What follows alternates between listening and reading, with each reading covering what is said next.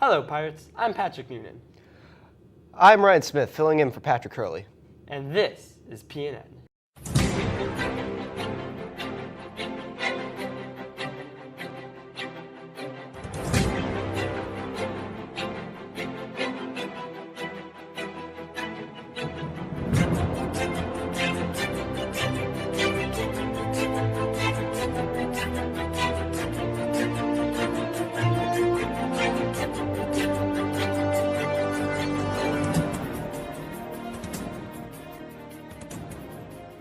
The Perry Nuclear Power Plant is what many people think of when they hear Perry. It has impacted us and the way that we live for years and now is in danger of closing.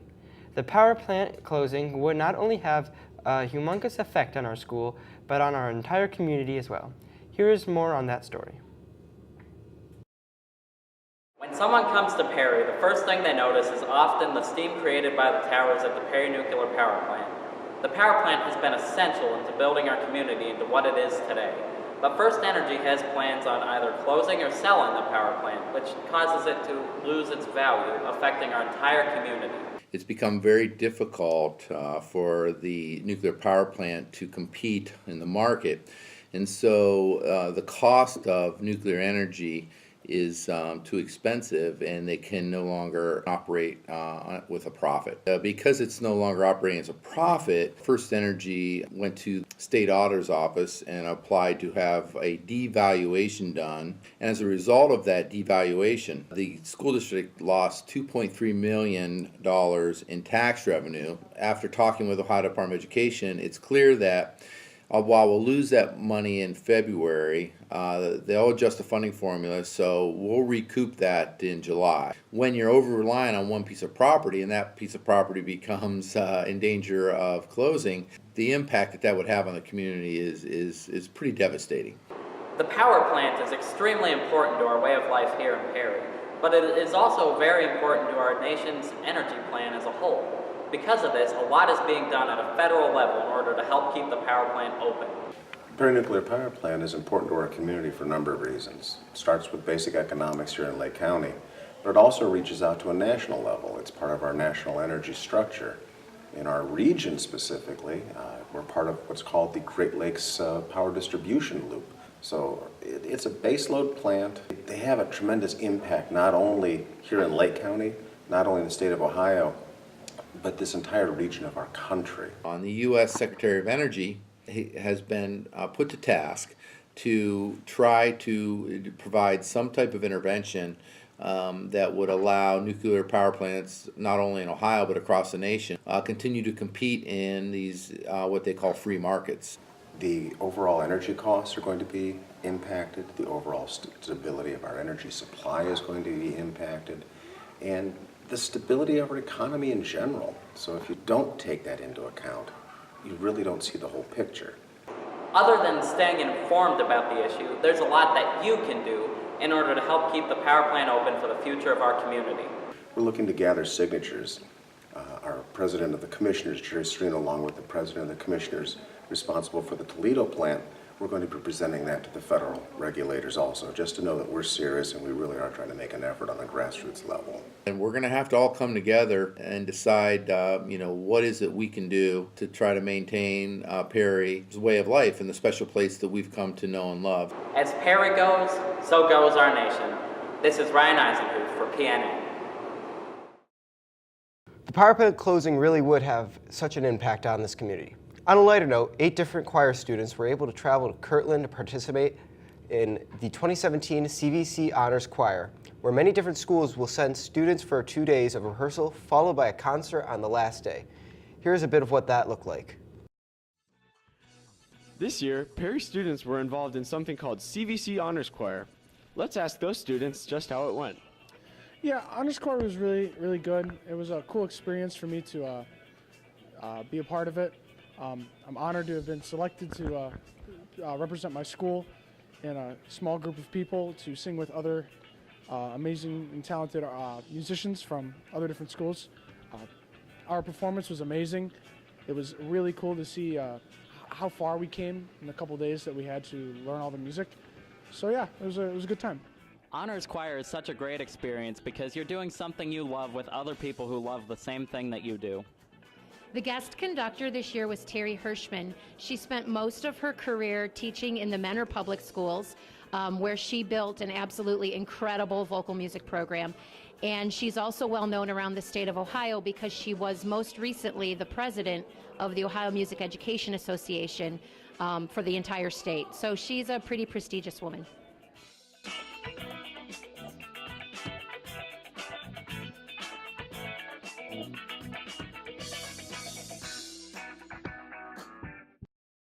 Recently, Leah King, a high school student, has been raising money for a headstone project.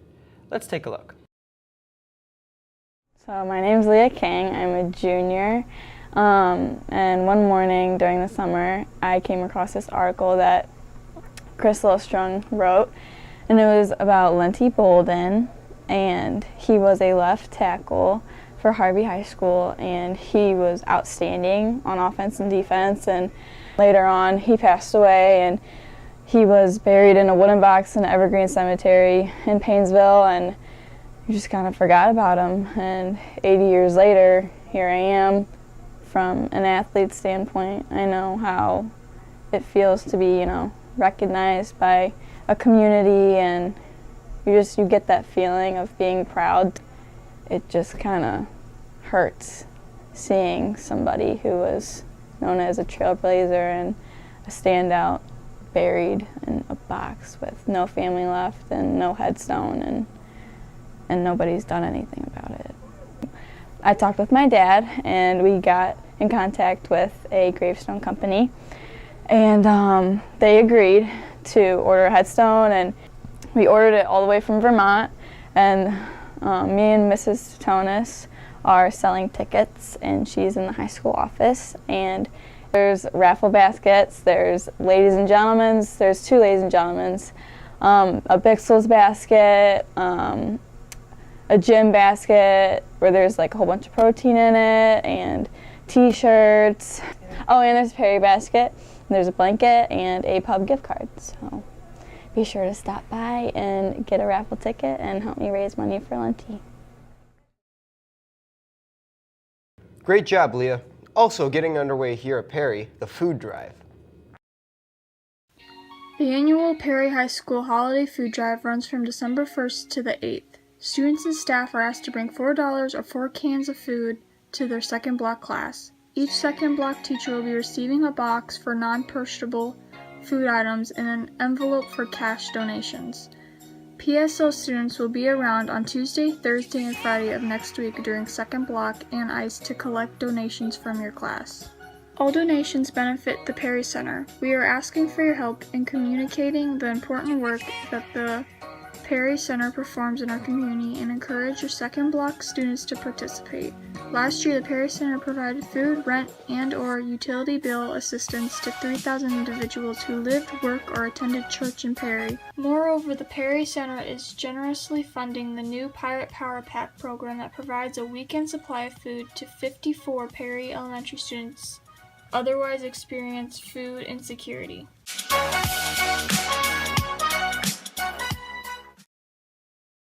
It's nice to see when the school comes together to help and support others like that, especially around the holidays each year.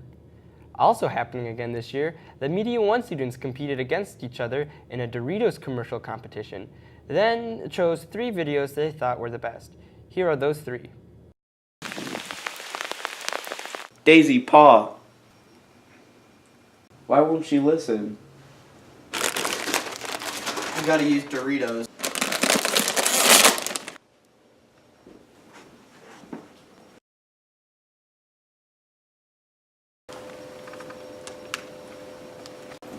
Sit, Paw. Oh, hey, that's cool. Let me see a Dorito.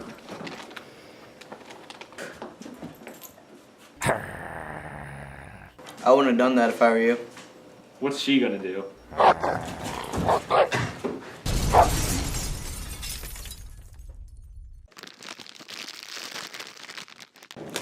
Hey, you! You littered. Yeah, we're not having that. Turn around. You're under arrest.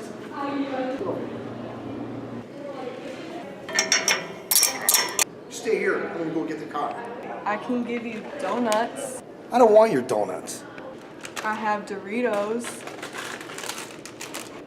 Huh, Doritos. Now you're speaking my language. Got a bigger bag? Yeah. What kind you got? They're nacho cheese. The 9 3/4 ounce bag. That's what I'm talking about. Oh yeah.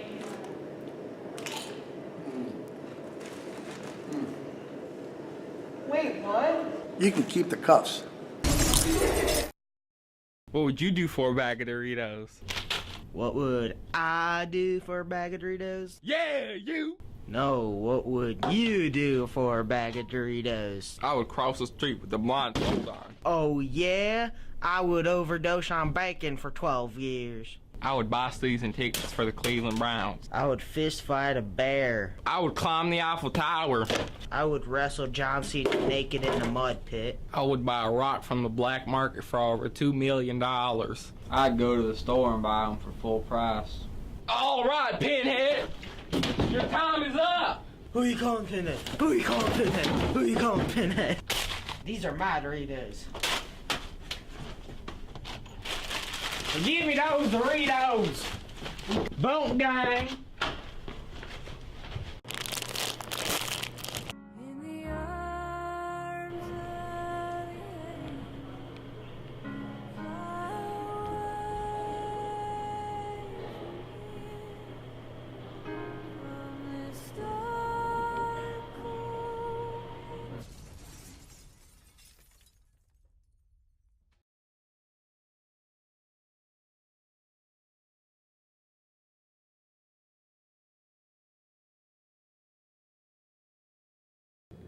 Congratulations once again to those 3 students. Now switching over to Media 2 in Advance, those kids created silent films, which although they were fun to make, the purpose of these films to practice telling stories through the use of sound effects and music. Let's see how they did.